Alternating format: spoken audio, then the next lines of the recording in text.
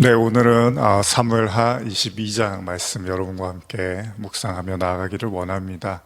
아까도 제가 처음에 말씀드린 것처럼 원래 저희가 시작하면서 또 말씀을 낭독하고 여러분들이 들으실 수 있도록 그렇게 했는데요. 오늘은 찬송에 관한 감사, 다윗의 감사의 시로 이루어져서 그냥 여러분과 함께 차근차근 말씀을 읽어가면서 오늘은 물론 이 내용들이 다윗의 시이기도 하지만 이 내용들을 우리가 같이 읽어 나갈 때 우리의 고백도 함께 여러분과 저의 삶에서 또 지난 시간들 또 사무엘상하를 묵상하면서 우리가 하나님께 올려드릴 찬송은 무엇인가를 또 이렇게 우리의 개인적인 고백들도 나눠가면서 그렇게 함께 묵상하기를 원합니다.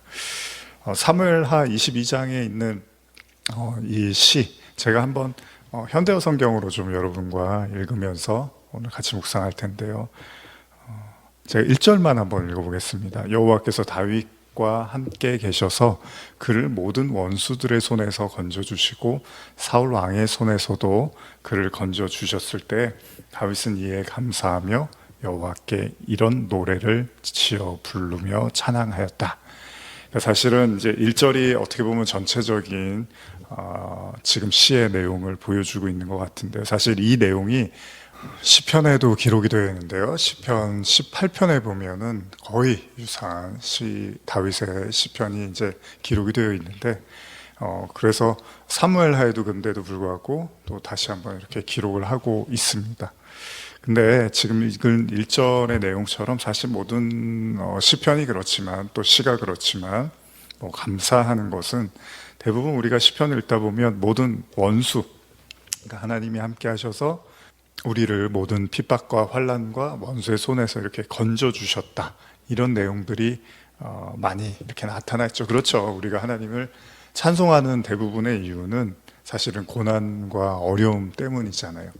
우리의 삶에서 불어닥치는 많은 어려움들, 아픔들 때문에 우리가 하나님을 부를 수밖에 없는 상황들이 오게 되는 거죠. 성도는 또 더 그렇죠. 하나님의 택하신 자들, 하나님의 백성들은 어찌됐건 간에 삶에서 많은 어려움과 환난을 겪으면서 그 속에서 하나님을 이제 찾게 되는 거죠. 어쨌든 간에 오늘 이 사무엘하 22장에 나타난 이 다윗의 시, 감사의 시, 시편은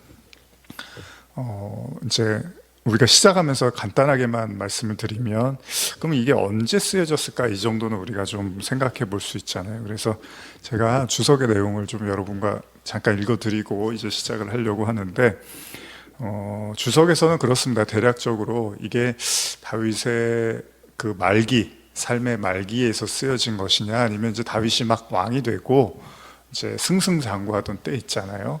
이때 쓰여진 거냐라는 어떤 이제 서로 의견이 있긴 있는데, 아마 보편적으로는 이 시편의 내용이 좀 어둡지 않고 뭔가 이제 막 왕이 되고 그리고 많은 이제 전쟁에서 승리를 하는 어떤 그런 느낌에서 그 시점에서 쓰여진 게 아니냐라고 하는 의견들이 있는데요.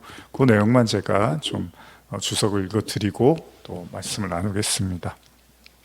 혹자는 다윗 왕이 이 시를 쓴 때를 다윗 왕의 말기로 보고 있다.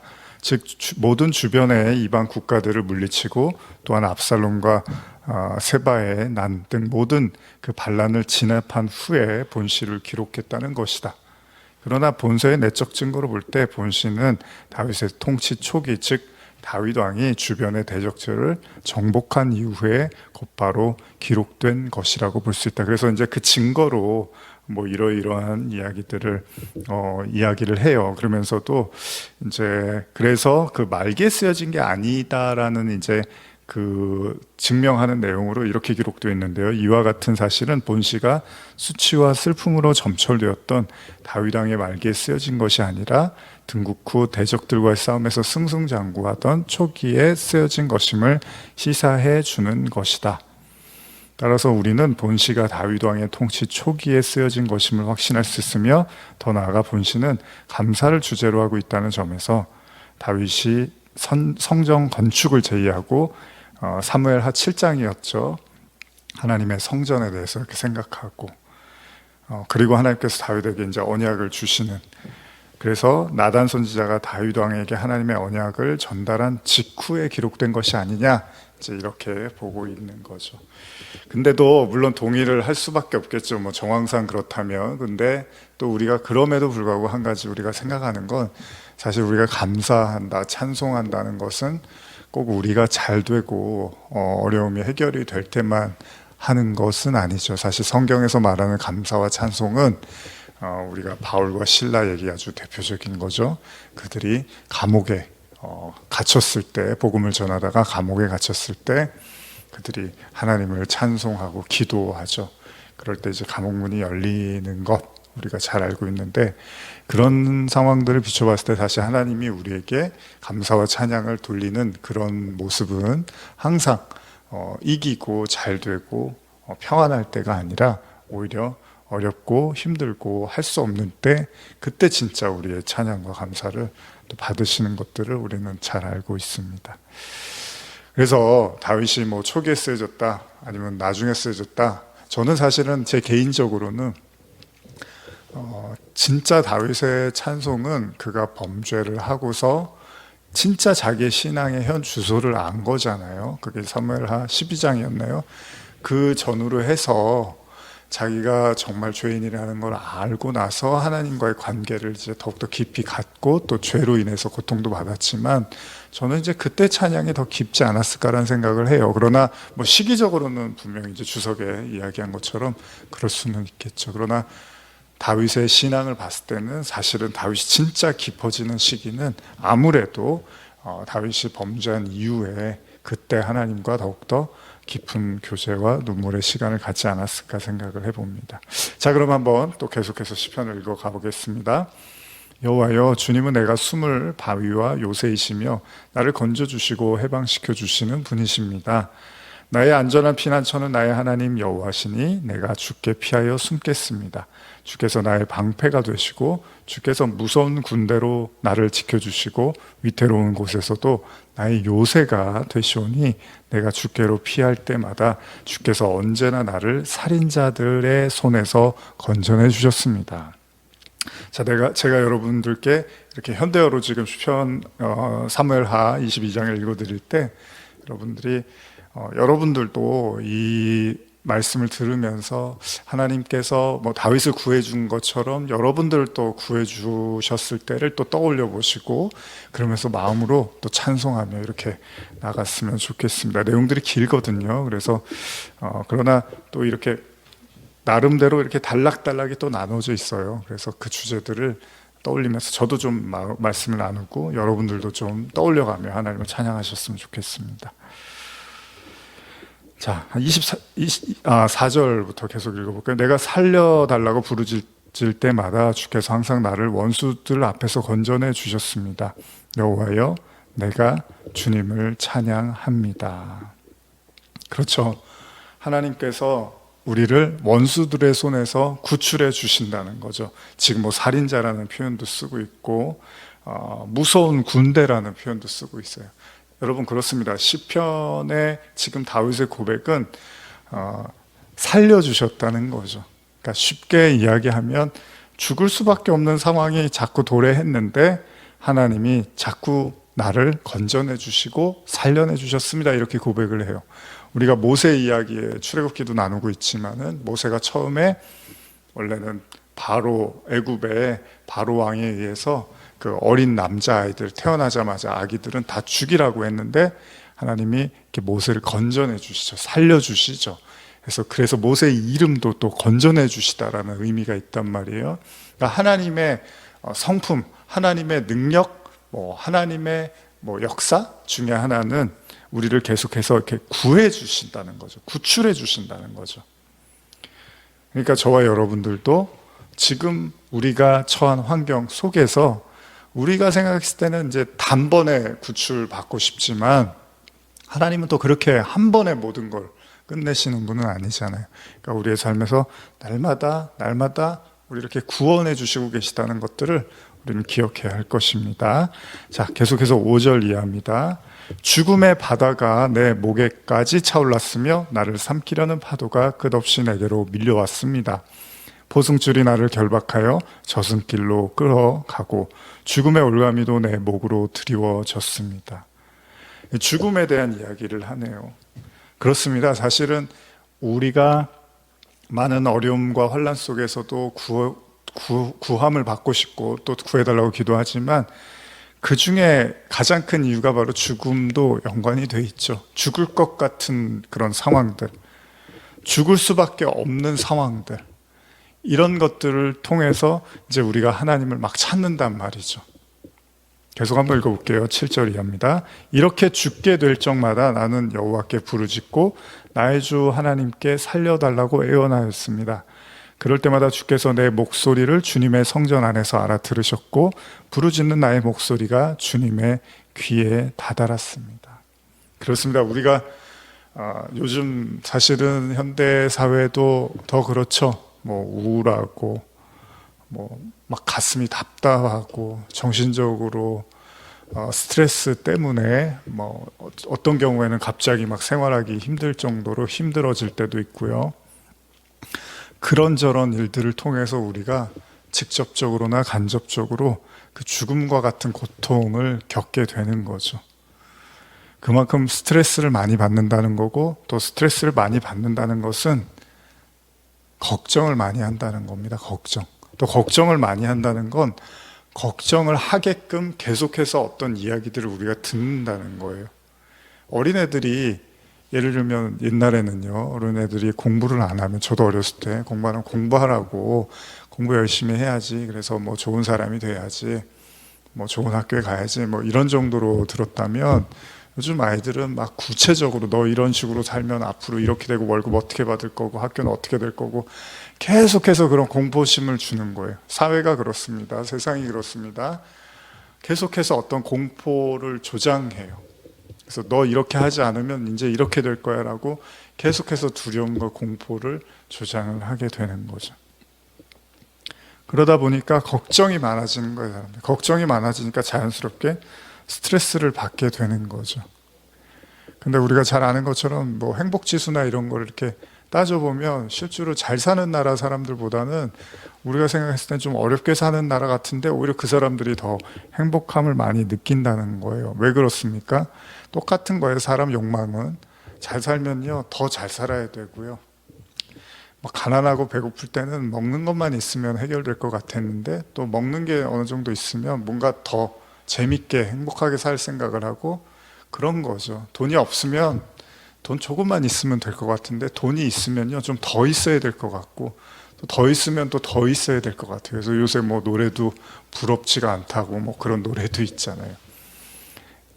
그렇습니다. 어떻게 보면은 그런 것들을 이렇게 부러워하기 시작하고 추구하기 시작하면 항상 뭐에 쫓기는 거예요. 물론 정말 어려워서 그런 경우도 있습니다. 그러나 그렇지 않는데도 불구하고 정말 뭐 밥을 못 먹고 생활을 할 수 없을 정도면 그러면 정말 걱정이 되겠지만 그러지 않는데도 불구하고 벌써부터 애들이 막 뭐 이제 초등학교 애들이 벌써부터 뭐 성인의 때를 걱정하고 대학을 걱정하고 노후를 걱정하고 뭐 이런 것들은 정상적인 게 아닌 거죠. 어쨌든 그런 것들이 쌓여가면서 뭐 다윗은 이제 좀 달랐지만 그런 죽음과 공포의 순간들이 올 때 뭐라고 합니까? 자기는 하나님께 기도했다는 겁니다.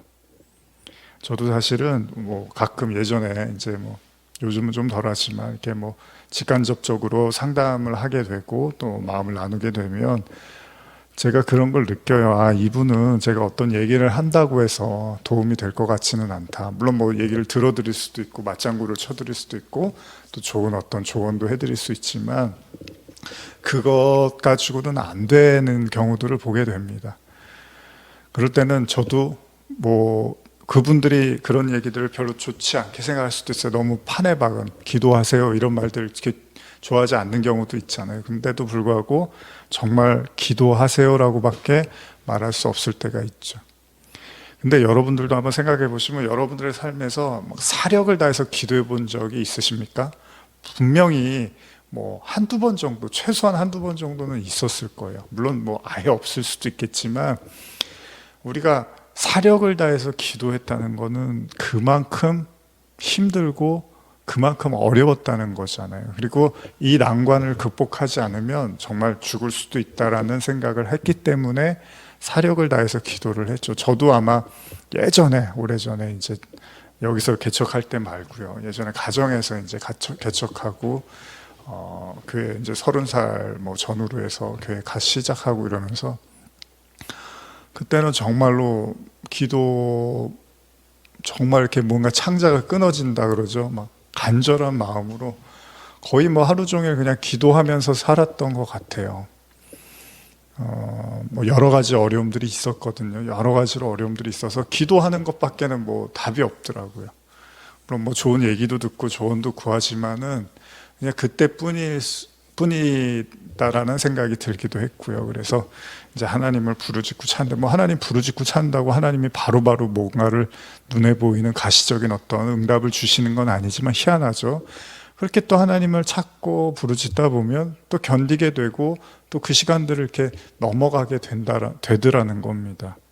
그래서 당장 우리가 눈에 보이는 어떤 응답을 받지 못한다 하더라도요. 지금도 혹시 말씀을 듣는 분들 중에 그런 어떤 정신적으로나 또 스트레스가 너무나 많아서 마음이 너무 힘들고 뭐 내가 먹고 사는 게 지금 힘든 건 아니지만 이런저런 압박감과 스트레스로 괴로운 분들이 계시면 그 괴로움을 고스란히 하나님께 정말 절박하게 기도를 해보십시오. 그러면 당장 하나님이 뭐 나타나서 무슨 응답을 해주시고 상황들을 해결해 주지 않는다 하더라도 희한하게 하나님께서 여러분들을 그래도 그 어려움 속에서도 이겨나가고 걸어갈 수 있는 힘을 주실 것입니다.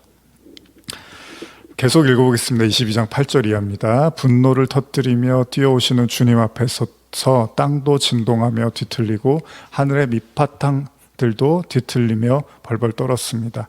주님의 코에는 검은 연기가 뿜어나오고 주님의 입에는 휘황한 불꽃이 솟구쳐 나오고 이글거리는 숯불이 강물처럼 흘러나왔습니다. 주께서 하늘을 기울여 땅에 대고 내려오시며 검은 구름을 밟고 내려오셨습니다. 주께서 날아가는 구름을 타고 내려오실 때 폭풍의 날개를 타고 오시는 것처럼 보였습니다.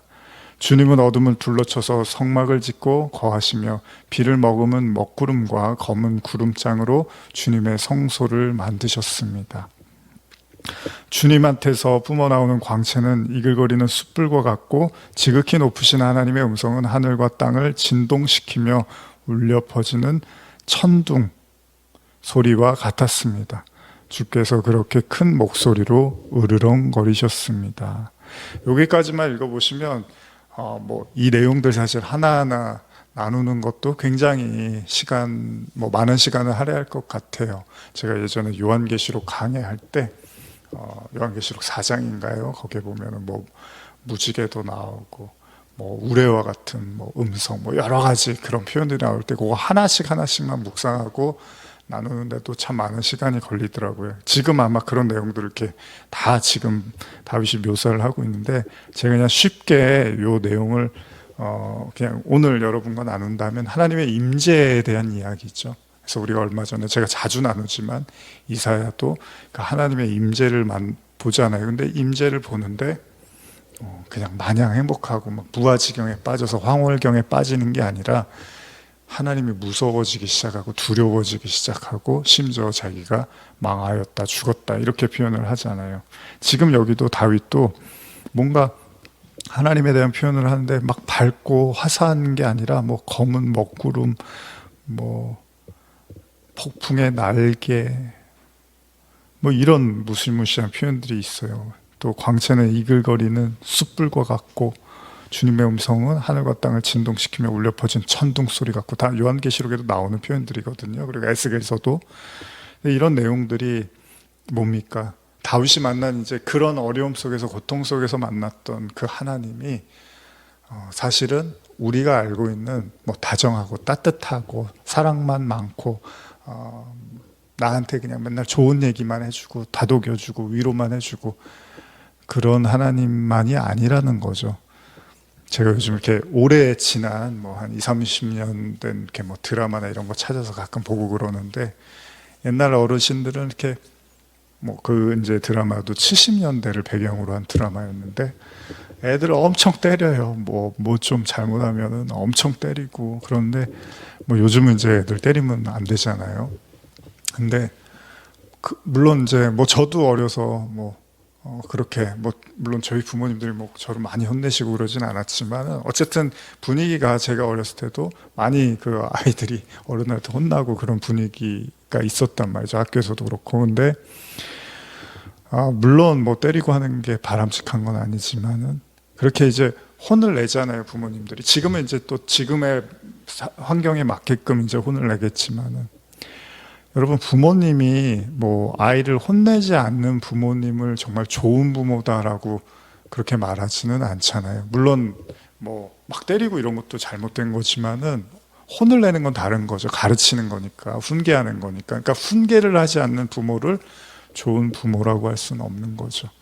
마찬가지로 우리가 하나님을 깊이 만나고 하나님과 그 교통 속으로 들어가다 보면은 여기는 지금 다윗이 이제 하나님의 어떤 무서운 모습들을 고백하고 있는데 그렇습니다. 하나님의 따뜻하고 사랑이 충만한 모습도 있지만 하나님의 어떤 강렬하고 불꽃과 같은 모든 걸 다 태우고 살을 수 있을 만큼의 그 강인함도 우리가 보게 되는 거거든요.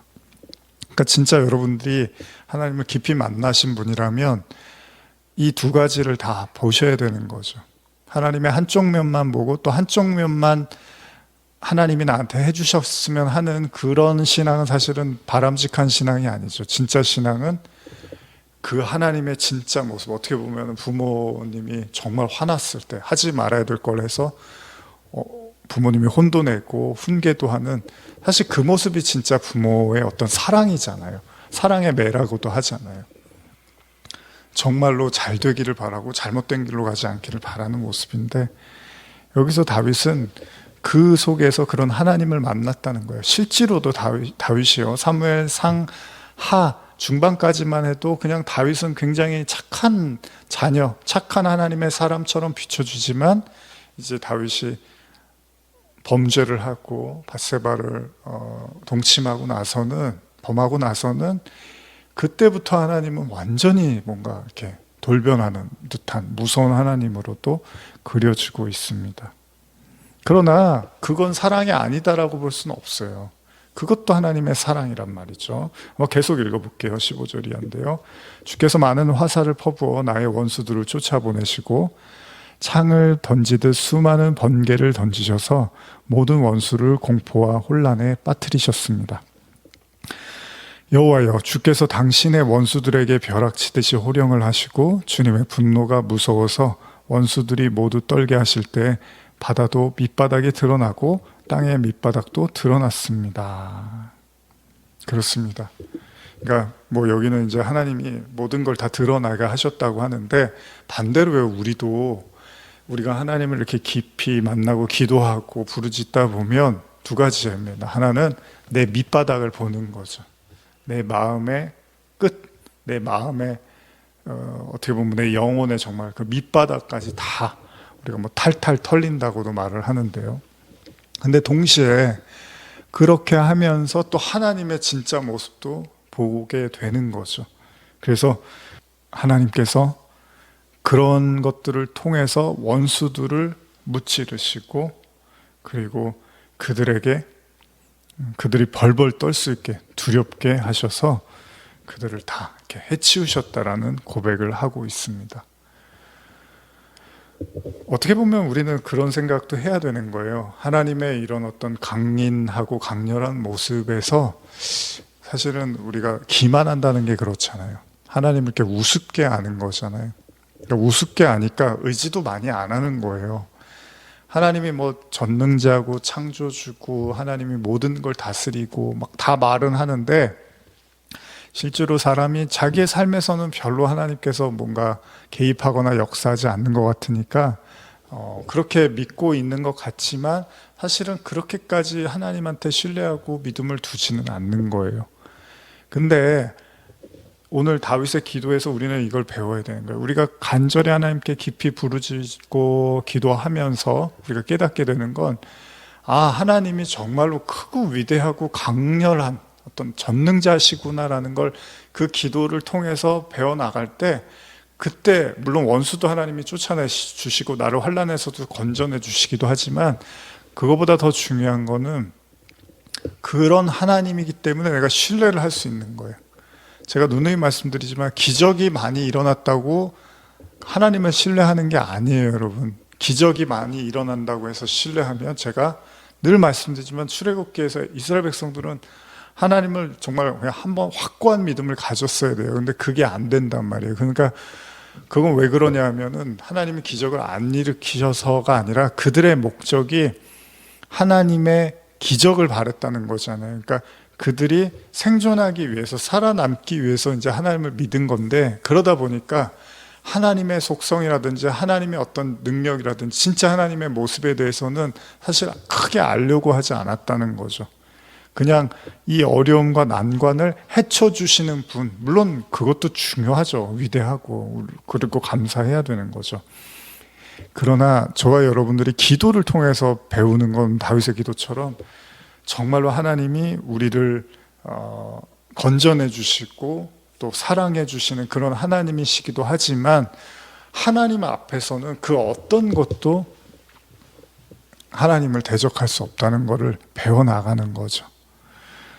자, 17절 이하도 읽어볼게요. 주님이 하늘에서 손을 내밀어 나를 붙잡아 주시고 물결 속에서 나를 건져내 주셨습니다. 나의 무서운 원수들에게서도 주께서 나를 살려주셨고 나보다 힘이 센 대적들에게서도 주께서 나를 건져내 주셨습니다. 내가 재앙을 당하던 그날에 나를 미워하던 원수들까지 덤벼들었으나 그 모든 원수들의 손에서 주님은 나를 건져내 주셨습니다. 주님이 사방에서 나의 원수들을 몰아내 주시고 내가 다치지 않도록 나를 도와주시며 아껴주셨습니다. 죄 없이 원수들에게 쫓기는 것을 보시고 주께서 나를 원수들의 손에서 건져내 주셨습니다. 나의 두 손이 깨끗한 것을 보시고 주께서 나에게 상을 내려주셨습니다. 나는 언제나 주께서 가르치시는 길을 따라 걸어왔습니다. 무슨 죄를 짓고 주님한테서 영영 떠난 적도 없습니다. 주님의 모든 규정이 언제나 내 눈앞에서 나를 인도하고 무슨 명령을 내리셔도 내가 거스른 적이 없습니다. 나는 언제나 주께서 원하시는 대로 실천하였고 악한 길에서는 언제나 도망쳐 나왔습니다. 내가 이렇게 순종하였기 때문에 주께서 나에게 상을 베풀어 주셨고 나에게 아무 허물도 없었기 때문에 주께서 그것을 아시고 상을 주셨습니다. 아마 이런 내용들 때문에 이 시편이 지금 다윗의 그 후기, 다윗 왕의 후기에 쓰여진 시가 아니라 이제 왕이 되고 나서 승승장구할 때 쓰여진 책이 아닐까라고 이제 예측을 할 수 있겠죠. 사실 다윗이 치명적인 이제 죄를 범해서 굉장히 많은 고생들을 했잖아요. 근데 그런 내용들이 이제 여기에는 기록이 되어 있지 않고 있는 거죠. 계속 읽어보겠습니다. 26절 이하입니다. 주님을 사랑하는 사람에게는 주께서도 상을 베풀어 주시고 성실한 사람에게는 성실한 주님이 되셨습니다. 성결한 사람에게는 성결한 하나님이 되시고 거짓된 사람에게는 속이는 대적이 되셨습니다. 그렇기 때문에 주께서 불쌍한 사람은 해방시켜 주시고 교만한 사람은 높은 곳에서 끌어내리셨습니다. 여호와여, 주님은 나의 등불이십니다. 내가 캄캄한 곳에 있어도 나의 주 여호와께서 나의 사방을 환하게 밝혀주셨습니다. 주께서 나와 함께 계시면 적들이 내게 밀려 들어와도 내가 그들을 격퇴시키며 주께서 나와 함께 계시면 아무리 높은 성벽이라도 내가 뛰어넘을 수 있습니다. 나의 주 하나님께서 하시는 일은 어느 것이든지 흠이 없고 주께서 하시는 말씀은 어느 것이든지 참되고 거짓이 없습니다. 아무리 큰 위험에 빠져도 주께로 피하기만 하면 누구든지 거기서 안전하게 보호됩니다. 제가 쭉 이렇게 말씀을 읽지만 어떻습니까? 시편의 내용은 거의 다 비슷하죠. 우리를 고통 속에서 항상 건지신다는 거예요. 그러니까 지금 제가 이렇게 말씀을 나누고는 있지만 여러분들이 한번 오늘은 좀 스스로 그런 믿음, 우리의 마음 상태를 한번 살펴볼 필요가 있죠. 정말 내가 하나님의 그 구해주심, 건져내심을 믿고 신뢰하고 따르고 있는가. 물론 다윗이 계속 그런 삶을 경험했기 때문에 또 이런 고백을 할 수 있겠죠. 그러면 나한테는 안 그렇게 하신 것 같은데 다윗은 그렇게 했으니까 이런 고백을 하나 보다. 그렇게도 볼 수 있지만 또 한편으로는 여러분들이요, 과연 여러분들이 이제 하나님의 말씀, 그러니까 무슨 말이냐면요, 예수님의 사역에서 제자들이 이제 예수님이 제자들을 이렇게 부를 때 너 나를 따라라 이렇게 말씀하시잖아요. 근데 제자들이 정말 자기의 어떤 직업도 내려놓고 모든 걸 던져두고 이제 예수님을 따라가죠. 그러다 보니까 거기서 오는 또 어려움들도 있고, 나중에 이제 예수님이 십자가 질 때도 제자들이 많이 이렇게 곤욕스러운 상황들이 벌어지죠. 우리의 삶에서 단순하게 여러분들이 뭐 인생살이가 힘들어서, 그러니까 누구나 사실은 하나님을 믿든 믿지 않던 간에 인생살이는 고달프고 힘들잖아요. 이제 어느 정도 살아본 분들은 다 알잖아요. 근데 그분들도, 믿지 않는 분들도 나름대로 잘 극복하고 넘어가고 뭐 위기를 피해 가면서 잘 살아온 분들이 많이 있어요. 근데 그분들이 그렇다고 해서 하나님을 찬양하고 하나님이 나를 도와주셨다, 함께 하셨다 이렇게 믿지는 않거든요. 그냥 내가 운이 좋았거나 아니면 내가 잘났거나 뭐 기타 등등으로 해서 그런 삶을 이해하려고 하죠. 근데 우리가 하나님에게 감사할 수 있는 이유는 그 모든 시간과 그 모든 환경과 일들을 하나님의 말씀대로 살았을 때 감사하게 되는 거잖아요. 그러니까 무슨 말이냐 하면, 그냥 남들 다 살듯이, 믿지 않는 사람들 살듯이 그냥 똑같이 살았으면 갑자기 하나님께 감사하고 그럴 이유가 없어요. 근데 우리가 하나님께 감사한다는 건 내가 하나님이라는 분을 믿고 그분이 하신 말씀을 쫓아가면서 살았는데 참 어려움도 많았고 유혹도 많았고 도망가고 싶을 때도 많았는데, 그런데도 그 말씀을 붙잡고 살았더니 하나님이 정말 함께 하시더라, 하나님이 정말로 도와주시더라, 하나님이 정말 그 말씀대로 되게 하시더라, 이럴 때 우리가 이제 찬송을 할 수가 있는 거잖아요. 그러니까 뭐 안 믿는 사람이 예를 들면 복권 사서 잘 됐어요. 그러면 하나님 감사합니다. 물론 뭐 그냥 뭐 어디 존재가 있으면 제가 감사하고 싶습니다 이럴 수는 있지만, 그게 막 진심으로 하나님께 감사하지는 않을 거 아니에요. 하나님께 감사할 수 있다는 거는 하나님의 말씀과 하나님을 쫓아서 살아가면서 일어나는 일들과 상황 속에서 하나님이 그 말씀대로 살았더니 나를 지켜주시는구나, 그 말씀을 붙잡았더니 그 뜻대로 행하시는구나라는 걸 경험하면서 우리가 찬송을 하게 되는 거죠. 그러니까 나는 별로 찬송할 것도 없는 것 같고 내가 신앙생활을 하지만 별로 하나님께 그렇게 감사할 것도 없어, 이런 이야기들을 하실 수 있어요. 근데 그 이유를 가만히 우리가 생각해 보면 정말로 그러면 우리가 그런 말씀을 붙잡고 막 도전도 받고 그게 할 수 없는 거였는데도 하고 막 그러면서 이게 도저히 불가능한 일이었는데 어떻게 됐지?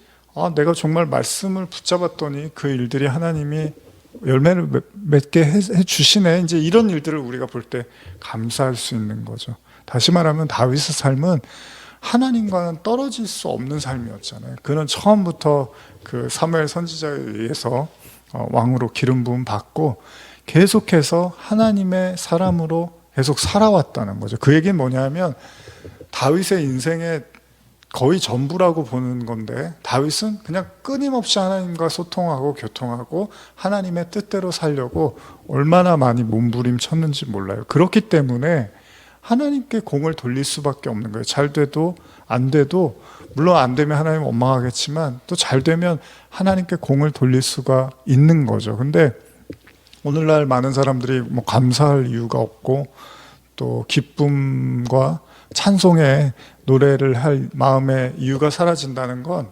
그만큼 신앙생활을 하고 있지만 하나님하고 밀접하고 하나님하고 끈끈한 관계를 갖고 살지 않기 때문일지도 있다는 겁니다. 그러다 보니까 좋은 일이 생겨도 그냥 뭐 재수가 좋았나 보다, 또 나쁜 일이 생기면 그냥 재수가 없나 보다, 그러면서 별로 이렇게 하나님하고 연관지어서 생각하지 않는다는 거예요. 그러나 사실은 성도는 뭐 좋은 일이든 나쁜 일이든 그 속에서 하나님이 함께 하시는 것을 바라봐야 되는 거죠. 그래서 제가 자주 말씀드리는 게, 요셉이 형들에게 팔려서 애굽에 갔는데 거기서도 또 누명을 씌고 종살이를 하고 또 감옥에 가고 이런 과정들을 보게 되는데도 불구하고 자꾸 성경은 형통이라고 쓴단 말이에요. 하나님이 요셉을 형통케 하셨다고. 요셉의 입장에서는 굉장히 억울하잖아요. 형들한테도 버림받았는데 또 와서 종살이하는 것도 서러운데 또 여기서도 누명을 쓰고 감옥에 가고 이러면 도대체 하나님이 나하고 함께 하는 건가? 이게 진짜 내가 하나님 사람이 맞는가? 저주받은 거 아닌가? 뭐 별의별 생각을 다 하게 되잖아요. 근데 하나님은 그게 형통이라고 하는 거예요. 근데 나중에 보니까 어때요? 진짜로 요셉이 바로 애굽의 총리가 된단 말이에요. 그러면서 이렇게 내가 억울하고 누명 쓴 것 같은 이런 삶이었는데 그 모든 시간들이 다 하나님이 함께 해주셨던 거구나. 물론 요셉이 날마다 기도하고 하나님을 찾았겠죠. 그러나 그 결과물들을 봤을 때는 굉장히 마음이 편치가 않았을 거예요. 제대로 돌아가는 일이 없으니까. 그러나 종국에는 이게 다 하나님이 함께 하신 결과였구나라고 이제 애굽의 총리가 되면서 하나님의 그 영광을 또 보게 되는 것이었죠. 여러분들도 오늘 한번 생각해 보셨으면 좋겠어요. 물론 하나님이 함께 한다 하지 않는다 우리의 생각에 하나님이 계셨다가 안 계시고 이런 분은 아닙니다. 하나님은 언제나 함께 하세요. 여러분들이 성도라면 하나님은 언제나 함께 하시는데 과연 그 함께 하시는 하나님과 여러분들이 그 항상 관계를 갖고 있는가, 접촉점을 갖고 있는가, 접속이 되어 있는가. 그러면 물론 원망도 하겠지만 또 감사도 하게 되고 이런 것들이 뒤섞여서 결국은 이 모든 것이 하나님의 영광이구나라고 찬송을 또한 하게 된다는 거죠. 그래서 여러분들의 그 하루하루 순간순간의 삶을 항상 하나님과 바울의 말처럼 무시로 성령 안에서 기도하라고 여러분들이 항상 기도하는 거예요. 그래서 기도를 하는 거는 사역자들만 하는 게 아니고요. 바울이 그러잖아요. 항상 기뻐하라, 범사에 감사하라, 쉬지 말고 기도해라. 이게 사역자들만 하라는 얘기가 아니라 모든 그리스도인들은 항상 기도하라는 거잖아요. 쉬지 말고 기도를 하라는 거잖아요.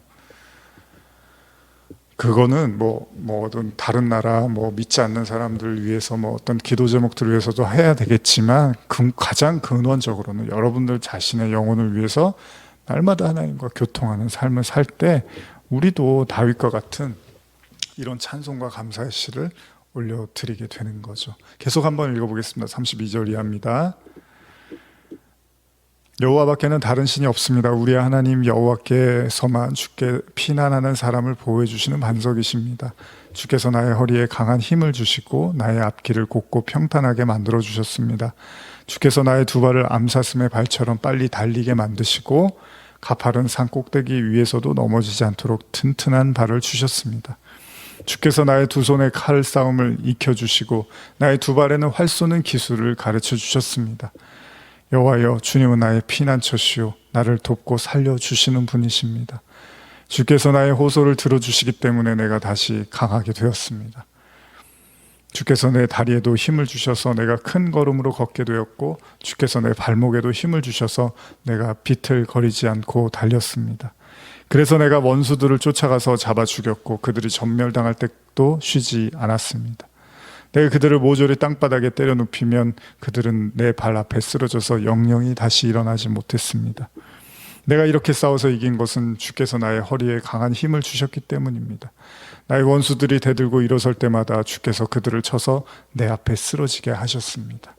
사방에서 원수들이 나에게 몰려들어도 주께서 그들을 모조리 쫓아내셨고 나를 미워하는 자들은 내가 직접 잡아 죽이게 하셨습니다. 그들은 사방으로 부르짖으며 살려달라고 호소하여도 그들을 도와주는 이 하나도 없었습니다. 그들이 하늘 향하여 주께 부르짖어도 주께서 그들에게는 아무 대답도 하지 않으셨습니다.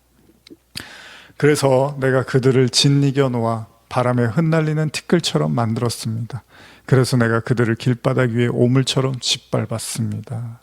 어떻게 보면 좀 잔인해 보이지만 다윗의 의도는 그렇죠. 하나님을 신뢰하는 자는 하나님이 책임져 주신다. 하나님께서 어떤 힘을 통해서라도 그들을 반드시 무찌르시고 짓밟고 우리를 승리로 이끄신다는 겁니다. 뭐 다 같은 내용이죠. 시편 내용은 뭐 거의 다 같은 내용이죠. 근데 이제 중요한 건 우리가 부활주일에도 제가 고난주간 지내면서도 말씀 나눴지만 예수님이 그러게요. 제자들한테 내가 이제 죽어. 내가 십자가에 매달려서 죽게 돼. 그런데 사흘 만에 다시 살아나. 이렇게 말씀을 하시는데 제자들 귀에는 죽는다는 얘기만 들리는 거예요. 살아난다는 얘기는 안 들리는 거예요. 그 얘기는 뭐예요? 못 믿는 거죠. 죽는다는 얘기는 어떻게 믿는지 몰라요. 당연히 예수님을 쫓기고 다녔고 예수님을 워낙 종교 지도자들이라든지 다 싫어했으니까 예수님이 죽는다는 거는 뭐 안 믿어도 기정사실인 것 같은데 살아난다는 건 도무지 믿을 수가 없었던 거죠. 근데 예수님은 살아난다고 계속 말씀을 하세요. 근데 그게 믿겨지지가 않는 거죠. 결국은 이제 부활하신 예수님을 만나고 나서야 제자들이 그 말이 그 말이었구나라고 생각을 하는 거죠. 어쩌면 오늘도 그럴 거예요. 우리가 지금 시편의 내용이 거의 똑같잖아요. 하나님은 우리를 어떤 어려움에서도 건져내 주시고 어떤 원수들로부터도 이기게 하시고 그 원수들을 무참하게 또 짓밟으시며 그런 힘을 가진 정말 전능자고 아주 강한 오로지 하나님밖에 이 세상에는 없는 분이야라고 다윗이 이렇게 여러분 시편 많이 읽었다고 여러분들이 갑자기 믿음이 좋아지진 않잖아요. 그 왜 그럴까요? 다 그런 얘기고 그렇게 해주시겠다고 하는데 왜 우리는 그렇게 엄청난 얘기를 듣고도 우리의 현실에 정말 바람에 날리는 갈대처럼 겨처럼 왔다 갔다 좌로나 우로나 치우치고 흔들리는 게 인생이란 말이죠. 왜 그럴까요? 우리는 물론 뭐 믿음도 하나님이 주시는 거고 기적도 하나님이 행하시는 거니까 그런 생각도 할 수 있지만 어떻게 보면은 아까도 제가 계속해서 반복해서 말씀드리지만은 뭐 이스라엘 백성들이 구름 기둥 불 기둥으로 하나님이 함께 하시는 걸 계속 보여주고 만나를 떨어뜨리신단 말이에요. 그런데도 그들이 하나님이 안 계시다라고 또 의심하고 원망할 수 있었던 거는 제가 보기에는 마음이 좀 뭐 콩밭에가 있다 그러나요? 그랬는지도 몰라요. 그러니까 항상 우리가 제가 얼마 전에 스스로 있는 자라는 설교를 하면서도 좀 나눴지만은 욥이 그 고통을 많이 받잖아요. 고난을 받고 뭐 거의 욥기 38장 가까이 어려움을 당하는데 나중에 하나님이 나타나세요. 임재를 하세요. 38장에서. 근데 뭐라 그러세요? 창세기 얘기를 막 하시죠. 창세기 얘기를 하면서 내가 창조에 대한 이야기를 너한테 해줄게. 너 그거 알아? 라고 쭉 말씀을 하세요. 근데 욥이 아마 속으로 생각했을 거예요. 아니 저 얘기를 왜 지금 나한테 하지? 나 지금 견디느라고 너무 힘들었는데 위로 한마디도 안 해주시고 뭘 이렇게 나한테 잘났다고 이렇게 뽐내시고 싶으신가? 근데 그게 아니란 말이죠. 인간의 관심은 그렇습니다. 아무리 말로는 영원한 나라, 영원한 하나님, 뭐 영적인 거 이렇게 하지만은 인간의 관심은 이 땅이에요, 이 땅. 그게 흙으로 빚어진 또 어떻게 보면 흙의 저주를 받은 인간의 그 한계점이겠죠. 관심사가 이 땅이에요. 그래서 욥이 힘들어하는 거는 돈도 잃어버리고 가족도 잃어버리고 자기 종도 잃어버리고 건강도 이제 나빠지고 이게 이제 서글픈 거잖아요, 인간이. 근데 하나님이 그 지점에서 이제 나타나서 창세기 이야기를 하면서 너 나한테는 한번 관심이 있었느냐?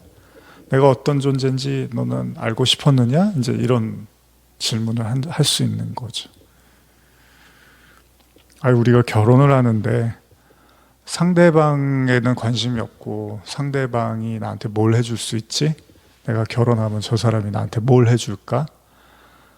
이런 것만 관심 있으면 굉장히 불쾌할 거 아니에요. 하나님도 그런 거예요. 진짜 우리가 믿음을 갖는다면 하나님한테 정말 관심이 있는가? 하나님을 알고 싶어 하는가? 호세아서 말씀 보면 힘써 여호와를 알라고 하는데 이스라엘 백성들이 출애굽에서도 보여준 것처럼 하나님의 기능이 필요한 거죠. 아니 여기서 우리를 좀 안락하고 편안하게 해주지 않으면 하나님이 안 계신 거랑 뭐가 다릅니까? 계신데도 우리를 편안하게 안 해주실 거면 당신이 안 계시건 계시건 그게 우리한테 무슨 의미가 있겠습니까? 이런 생각을 하는 거예요. 어쩌면 우리가 못 믿는 거는 어쩌면 그 하나님의 어떤 기능, 그러니까 이 땅에서의 우리의 어떤 기능, 하나님의 어떤 그런 역할만 생각하기 때문에 하나님 그분에 대한 성품이라든지 하나님 그분이 누구신가에 대해서 알고자 하지 않았기 때문에 하나님을 못 믿는 건 아닐까 생각을 해요. 뭐 예를 들면 이런 거예요. 그 집에 만약에 이제 뭐 개미들이 이렇게 꼬이면은 거기에 뭐 예를 들면 사탕이 떨어져 있거나 이러면 개미들이 계속 오면 개미들만 계속 없앨 문제가 아니라 이제 근원적인 거를 해결을 해야 되죠. 그래서 뭐 떨어져 있는 음식물이나 뭐 사탕이나 설탕이나 이런 거 치워야 되잖아요. 그러니까 그 근원적인 거를 해결해야지 이 개미들이 더 이상 이제 꼬이지가 않는 거잖아요. 근데 어떻게 보면 우리는 계속 그 개미들만 하나하나씩 없애주는 거에만 관심이 있는지도 모른다는 거죠. 더 본질적으로 우리가 하나님도 세상을 만드시고 기적도 행하시고 백성들도 살피시긴 하지만 하나님의 궁극적인 목적은 하나님 자신을 계시하는 거거든요. 그래서 예수님이 그렇게 나중에 바리새인들이나 사두개인들이 표적 얘기할 때 흥분하신 거예요. 표적을 안 하시는 분이 아니고 기적을 안 행하시는 분은 아니었는데 그들의 의도를 아는 거죠. 너희는 하나님을 그런 수준으로밖에는 이해를 못하니? 하나님을 정말 하나님에 대해서 너희는 관심이 없니? 내가 아들로서 말하는데 너희들은 어떻게 항상 그런 거에만 관심이 있니? 이제 이런 얘기를 하시는 거죠. 우리가 시편을 읽으면서 또 감사와 찬송을 돌릴 때 어쩌면 저와 여러분들도 그 하나님을 깊이 알아갈 때만이 비로소 우리가 찬송도 할 수 있고 감사도 할 수 있겠죠. 이제 계속 이제 마무리 부분인데요. 읽어보겠습니다. 44절 이하입니다. 주께서 동족과의 온갖 싸움 속에서도 나를 건져내어 왕으로 세우시고 세계 만민의 통치자로 높이셨습니다. 내가 전에 모르던 족속들도 이제는 내게 굴복하고 섬기며 다른 나라 사람들이 찾아와서 내게 엎드려 항복하고 내가 명령하는 일이면 무엇이든지 그대로 듣고 즉각 복종합니다. 그들은 더 이상 내게 저항할 힘이 없어 모두가 떨며 자기들의 토굴 속에서 기어나와 항복하였습니다. 그렇습니다. 하나님은 우리를 그렇게 승리로 이끄신다는 겁니다. 자, 47절에서 이제 마무리 마지막 절까지 읽어보겠습니다. 여호와께서 살아계시오니 나는 주님만 찬양하겠습니다. 나의 반석 나의 피난처이신 주님만 찬양하겠습니다. 주께서 내 원수를 모두 갚아주셨고 세계 만민도 내 발밑에 굴복시켜 주셨습니다.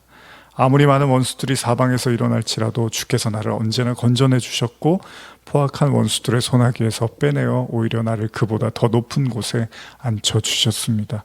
그러므로 여호와여 나는 원수들 속에서도 주님만 찬양하며 세계 만민 속에서도 주님의 위대하심을 이렇게 영영히 노래하겠습니다.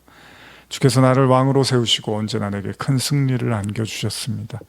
주께서 내게 기름 부어 선택된 자로 세우시고 언제나 내게 큰 은혜를 베푸셨습니다.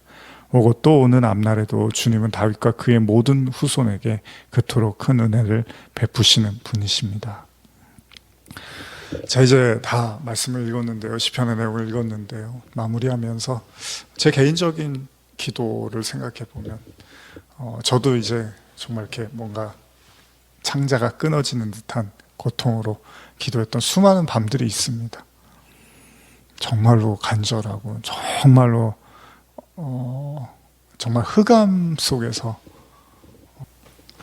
소위 그 정말 뭐 숨을 쉴 수 없을 만큼의 그런 어떤 마치 공기가 하나도 없어서 그냥 겨우 헐떡이는 그런 심정으로 하나님을 찾고 부르짖었던 수많은 날들이 있습니다. 그런데 희한하게 그렇게 간절히 애타게 부르짖고 또 부르짖고 찾다 보면 하나님이 어느새 다양한 방법과 다양한 상황을 통해서 내가 너와 함께 하고 있다는 것들을 보게 하시고 깨닫게 하시더라는 겁니다. 그렇습니다. 어쩌면 저와 여러분들의 인생 숙제, 과제가 있다면 예수님도 오시면서 이름을 임마누엘이라고 하신 것처럼 저와 여러분들도 우리의 인생에서 또 수많은 기도와 찬송과 감사를 통해서 깨달아야 될 게 있다면 하나님이 나랑 함께 하시는구나, 이거를 배우는지도 몰라요. 근데 굳이 기도하지 않고 굳이 의지하지 않으면 하나님이 함께 하셔도 별로 의미가 없어요. 잘 되든 못 되든 하나님이 함께 하시는 게 별로 의미가 없어요. 근데 내가 끝없이 그분과 소통하고 교통하고 기도하고자 할 때 그분이 나와 함께 하시는구나가 이제 느껴지는 거죠. 하나님이 여러 가지 환경을 통해서 또 보여주시는 거죠. 그럴 때 이것이 쌓이고 쌓이고 쌓여서 우리의 인생의 마지막 순간에 나의 평생의 선하심과 인자하심이 정녕 나를 따르려니 내가 여호와의 집에 영원히 거하리로다라고 다윗처럼 고백을 할 수 있겠죠. 내 인생의 모든 순간에 하나님이 함께하지 않은 순간이 없었구나라는 걸 알게 될 때 그럼 당연히 죽음 이후에도 하나님은 나를 책임지시고 함께 하시겠구나라는 걸 알게 되겠죠. 그런 의미에서 오늘 우리가 이 말씀을 쭉 들으면서 여러분과 제가 하나님이 나와 함께하지 않는다는 생각이 들 때마다 하나님께 간절히 부르짖고 기도하셨으면 좋겠습니다. 그리고 아울러서 다윗의 고백처럼 모든 원수들 손아귀에서 모든 환난과 구덩이 속에서 하나님은 언제나 당신의 성도들을 구출해내심을 또한 믿으시는 그런 은혜가 있기를 바랍니다. 기도하시겠습니다. 하나님 아버지, 다윗의 시편 우리의 모두의 고백이 되게 하시고 비관적이고 절망적이고 암울한 상황 속에서도 여전히 하나님이 나와 함께 하시고 어쩌면 또 나와 함께 하심을 깨닫기를 원하시는 그 주님의 마음을 알고 그 함께 하시는 주님을 느낄 수 있는 우리의 기도의 시간 되게 하여 주시옵소서. 감사드리며 예수님의 이름으로 기도합니다. 아멘.